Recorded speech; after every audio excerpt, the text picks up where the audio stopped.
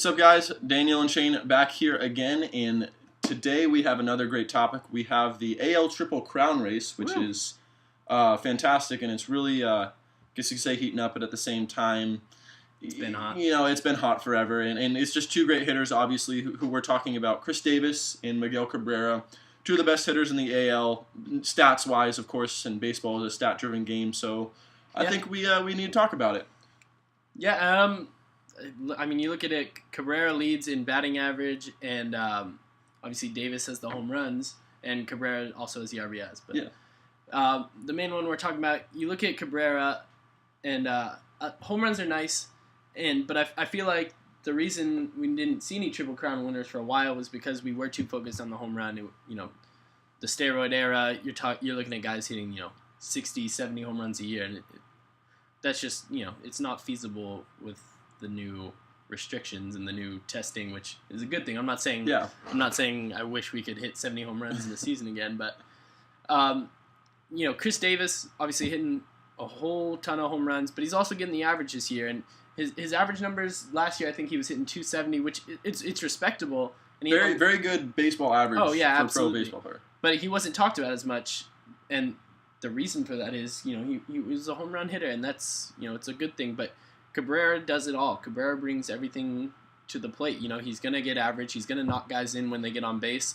And really, when it comes down to baseball, and that's why I love the Triple Crown the way it is. I know a lot of people last year were talking about Mike Trout's new Triple Crown with WAR and I don't even know what.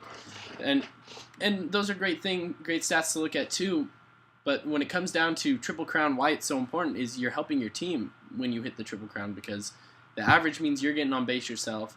The RBIs means when people are on base in front of you, you're knocking them in, and obviously home runs are sexy. Exactly. That's what gets people in the seats. Yeah. And talking about home runs and just all these three stats, Chris Davis with the 28 home runs and the 72 RBIs, and he's the 333 average, while I think Miguel Cabrera's at 368 right now. Yeah. And he's got 78 RBIs, and his home runs, I believe he's at 21 right now. And really, this isn't a discussion, who's better, who's doing this. But my big thing before we started recording here, I was like, Shane, who has more runs scored as well? And that was a big thing. That's not in necessarily the Triple Crown running. And Chris Davis has 54, and he's in second place, and Miguel Cabrera has 58 right now. So these two guys are doing more than just the Triple Crown, I guess. Yeah. And that's one of those things that's extremely important. And the biggest stat I think that's mind-blowing for Chris Davis is his .716 slugging percentage, which means he's getting about a 7/10 of a base every time he gets up there, and he leads the league in extra base hits with, I believe, 52 right now, which is just... It's disgusting. It's amazing what he's doing. And, of course, he has his teammate Manny Machado, who might even break the doubles record this year. Yeah. But, of course, he's not in this discussion. I mean, these two guys, this is great for us, the fans, because you see this competition, and once again, we talked about this earlier, about these competition, it just makes everyone better.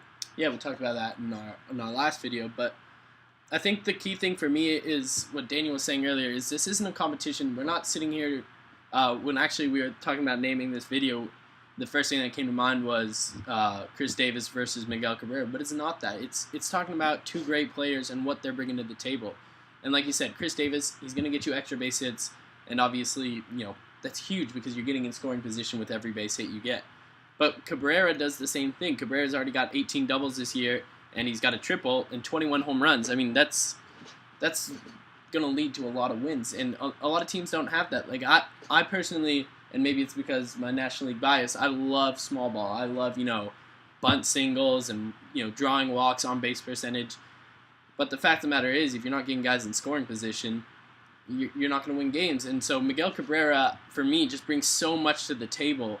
When you put that guy on your team, and he's hitting 368 right now. I mean, the only guy that's hitting better than him average-wise is Puig, and Puig's played 3 weeks. So it doesn't really count yet. He's not up there yet. But the fact of the matter is, you see what these guys are doing, and this is really what everyone should be striving for. It's not you're not trying to be a Barry Bonds or Sammy Sosa or Mark McGwire, and you're not going to crush a ton of home runs if you're going to win games. It's situational hitting, and I think that's what leads to on-base percentage is, knowing what you need to do, knowing that, it's 3-1. If the ball's in the corner, you don't have to drive it out. You can say, okay, maybe I can watch this pitch and hope I get walked. And Cabrera is so good about doing that. He's got a 460 on base percentage, which means almost half the time he steps up into that batter's box, he's getting on base. Yeah, and that's a stat I think that goes unheard of, especially for, just in general, Sports Center viewers of baseball almost. You see average, you see RBIs, and you see home runs, because those are the three big stats in baseball, which are extremely important. But going beyond those big three stats, or the Triple Crown stats, you see this on-base percentage, which Davis is right around 400. I believe he's at 398 right now, which is still extremely respectable. So, if we are doing a comparison, Miguel Cabrera, I think almost in every facet except for, the glamorous home run, he's better.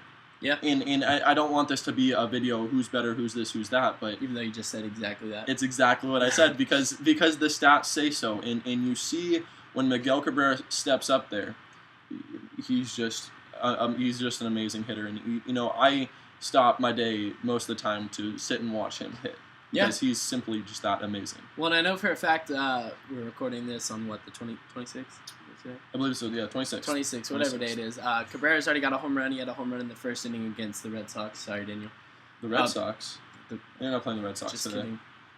Whew, man. You dodged a bullet there. But regardless, he's got a home run already. They're playing the Angels. That's why I was thinking about it. No, he's got a home run already. He's like you said, we were talking earlier about a quote, and I think you said it was Buck Showalter who just said, "Listen, guys, we're about to play a hitter who's probably one of the top 10 hitters of all time, and while I could probably come up with 10 that might be better than Miguel Cabrera, he wouldn't be far off that list." Yeah. And going back to what you were saying about stats, Daniel, I know a lot of people want to talk about sabermetrics, and I'm not a fan of sabermetrics. Maybe it's because I wasn't good at math past algebra, but a lot of stats that go ignored, like you said, there's on-base percentage, slugging percentage is huge. Daniel alluded to that earlier, and you see a guy's stat line, and very rarely is he going to have those two stats. And on-base plus slugging, I think, slowly is becoming more important than average, because that's how many bases you're getting every time you step up. And both these guys are at 1.1 or above, and that's like I said, that's game-changing, guys. That's all we're going to say about these two great players right now. But fantastic baseball players. Oh, yeah. And to be honest, as neutral fans, you love watching these guys play. Very exciting, very exciting. You never know what they're going to do next. But, so that's all we got to say. Who do you guys think is better, since we didn't talk about it except Daniel? Just let us know in the comments, and, we'll see you guys later. Chris Davis and Miguel Cabrera. Have a good day, guys.